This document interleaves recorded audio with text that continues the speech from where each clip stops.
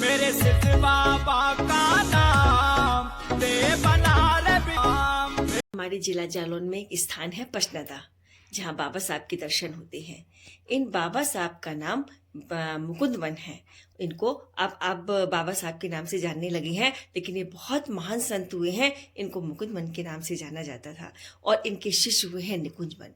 ये यहीं पर कुटिया बनाकर रहते हैं। अब तो बहुत बड़ा मंदिर, बहुत विशाल बन गया है तब, और अब उनके दर्शन, उनके चरणों के दर्शन होते हैं।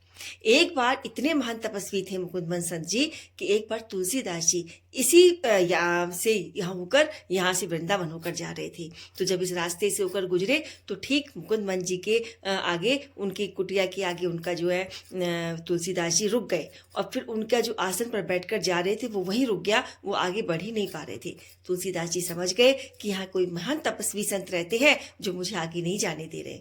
तो वो बीच जमुना जी में उस पचनदा में उतरते हैं और खड़े होकर आवाज देते हैं कि भैया इस कुटिया के अंदर कोई है तो मुझे पानी पिलाओ।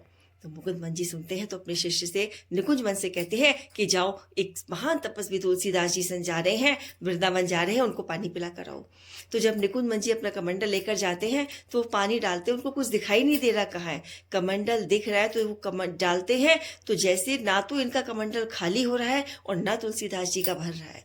तो बड़े घबरा गए निकुंज मन जी और दौड़कर अपने गुरुजी के पास आए और बोले, गुरुजी वहाँ तो कुछ दिखाई नहीं दे रहा और वो तो दर्शन ही नहीं हो रहे। मैं पानी डाल रहा हूँ तो ना तो मेरा कमंडल खाली हो रहा है और ना उनका भर रहा है। समझ में नहीं आ रहा क्या लीला है।